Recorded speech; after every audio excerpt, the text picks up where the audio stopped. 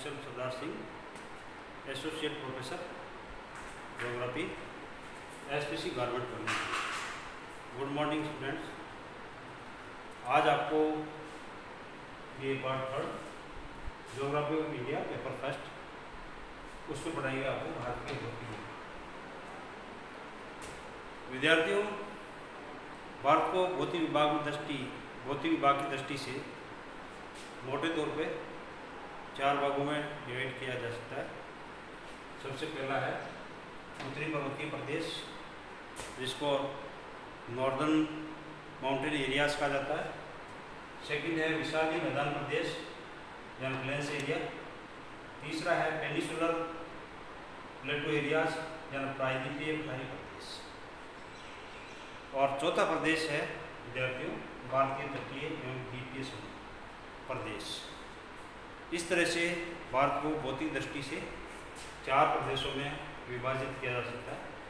उससे पहले हम थोड़ी चर्चा कर लेते हैं। भारत दक्षिणी एशिया में स्थित है और भारत को भौतिक विभाग में बदलने से पूर्व इसको जो प्रभावित करने वाले कारक कौन कौन से हैं उस पर थोड़ा दृष्टिपात डाल लेते हैं।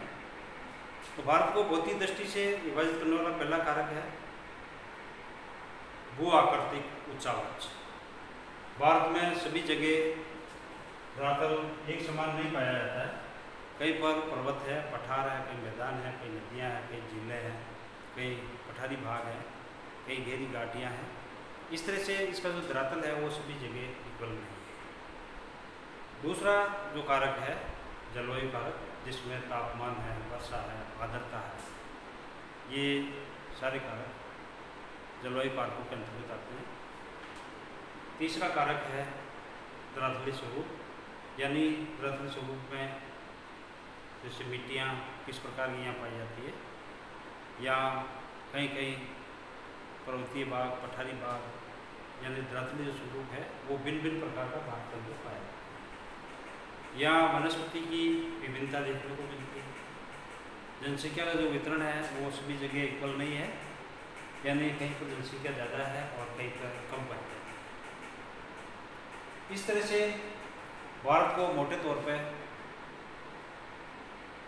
जो प्रभावित करने वाले कारक हैं वो भौतिक कारक और जलवायु कारक है।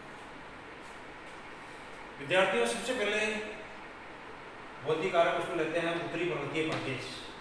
उत्तरी पर्वतीय प्रदेश जो ये शेडिंग दे रखी है वो उत्तरी पर्वतीय प्रदेश के अंतर्गत आते हैं और इसमें विशेष करके जम्मू कश्मीर, लद्दाख का क्षेत्र और फिर उसके बाद में हिमाचल प्रदेश, उत्तर प्रदेश का उत्तरी भाग उत्तरांचल, और इधर विद्यार्थियों ले सकते अपन अरुणाचल प्रदेश और इसके अलावा आसाम की, मेघालय की पहाड़ियाँ इसमें विशेष रूप से आती है।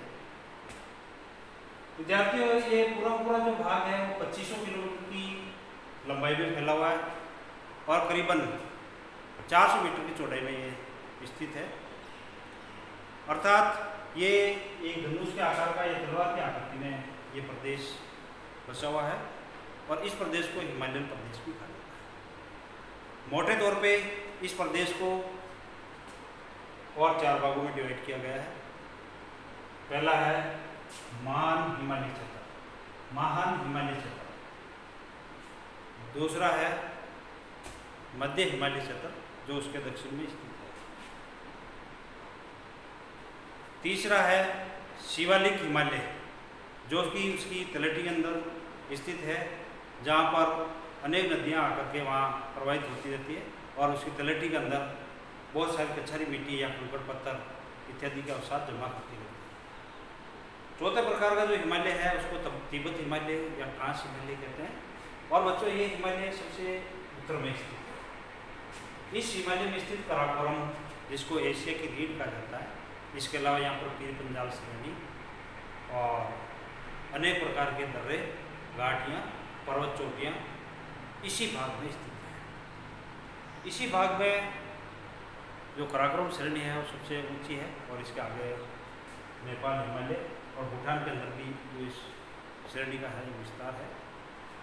यानी कुल मिलाकर के ये जो श्रेणी है वो उत्तरी पश्चिमी भाग से लगा करके और पूर्व में स्थित जो भाग है जिसमें अरुणाचल प्रदेश का भाग है, जैसे मेघालय का जो भाग आता है वहाँ तक ये एक चापाकार डेल्टा के रूप में फैली गई है।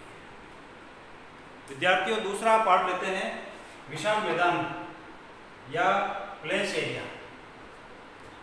ये प्लेन्स एरिया मुख्यतः जो उत्तरी पर्वतीय श्रेणी है उसके दक्षिण में स्थित है। इसके बारे में भी ऐसा कहा जाता है कि ये मैदानी प्रदेश भी राजस्थान के पश्चिम में स्थित राजस्थान या गुजरात के जो ये पश्चिमी भाग वहाँ से लगा करके और यहाँ तक फैला हुआ है।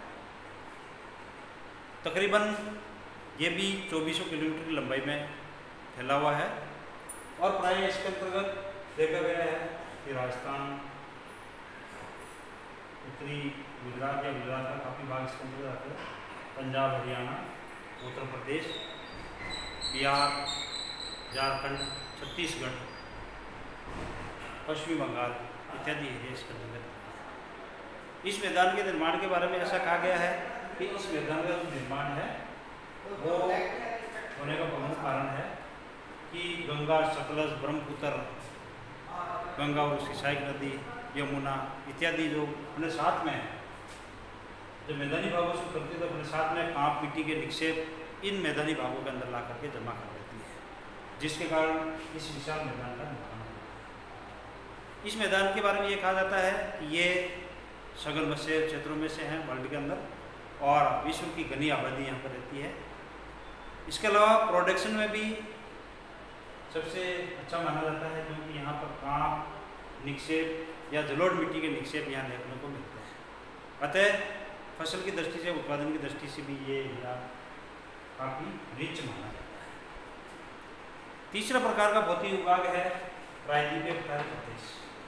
बच्चों, ये जो मैदानी प्रदेश है उसके दक्षिण में स्थित ये प्रायद्वीपीय पठारी प्रदेश है, जिसका शीर्ष चौड़ा है और जो आधार है वो नुकीला है, यानी ट्रायंगल के शेप में ये बना हुआ है। और इसके अंतर्गत ज़्यादातर राजस्थान का दक्षिणी पूर्वी भाग, मध्य प्रदेश का दक्षिणी भाग, छत्तीसगढ़, इधर उड़ीसा, आंध्र प्रदेश, तमिलनाडु, केरल के भाग इसके अंतर्गत आते हैं। और प्राय ऐसा माना जाता है कि ये प्रदेश एक पठारी स्वरूप लिए हुए हैं, अतः ये खनिज पदार्थों की दृष्टि से राजस्थान, भारत के अंदर सबसे धनी माना जाता है। और इसके अंदर सोना है, चांदी है, शीशा, जस्ता, लोहा यस्क इत्यादि प्रकार के जो खनिज है बहुत अधिक मात्रा में निकलते हैं। अंत में बेटा बच्चों, भारतीय तटीय प्रदेश या द्वीप समूह, इसके अंतर्गत पश्चिमी घाट और पूर्वी घाट दोनों इसके अंतर्गत आते हैं। इसमें सबसे पहले लेते हैं पश्चिमी घाट, जो कि गुजरात के तट से लगा करके और हिमालय क्षेत्र तक फैला हुआ है, जिसमें महाराष्ट्र का भाग आता है और केरला के भाग, अलावा तटीय प्रदेश ये इसके अंतर्गत आते हैं। ये काफ़ी संकरा है, काफ़ी नुकीली पर्वत श्रेणियाँ इसके अंदर पाई जाती है और बहुत सारी जो नदियाँ प्रवाहित होती है उनके कारण ये काफ़ी कटा फटा पड़ जाता है। दूसरा है पूर्वी तटीय प्रदेश, जो कि भारत के पूर्वी भाग में, दक्षिण पूर्वी भाग में स्थित है। इस प्रदेश के अंदर भी ज़्यादातर उड़ीसा है, आंध्र प्रदेश है और तमिलनाडु के कुछ भाग आते हैं।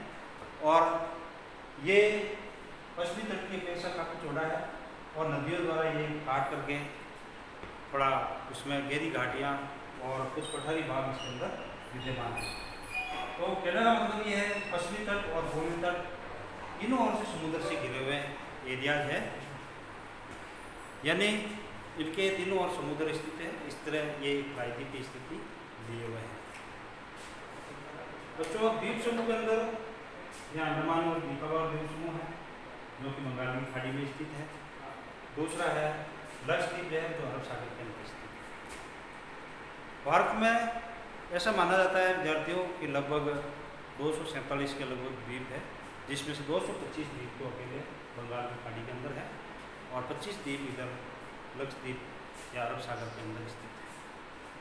तो इस तरह से विद्यार्थियों ये इसका एवेल्यूएशन दे रखे हैं। ये पर्वतीय भाग है, मैदानी भाग है, पठारी प्रदेश है, इस तरह से विद्यार्थियों पूरे भारत को भौतिक दृष्टि से 4 भागों के अंदर डिवाइड किया गया है। थैंक यू, धन्यवाद।